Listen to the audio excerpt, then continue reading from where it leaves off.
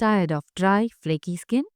Try this ultra hydrating banana face mask for soft, glowing skin, all made with 3 kitchen ingredients.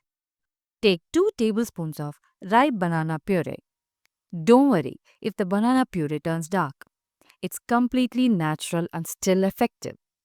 It is rich in potassium and vitamins A, B, C, and E. Add 1 tablespoon of honey, a natural moisturizer that soothes and protects your skin.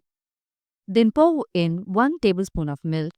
It helps gently exfoliate and brighten the skin. Then mix everything well into a smooth paste. Gently apply the mask to your face. Leave it on for 20 minutes to let all the nutrients soak in. Rinse with warm water, then follow with a cool splash to tighten the pores.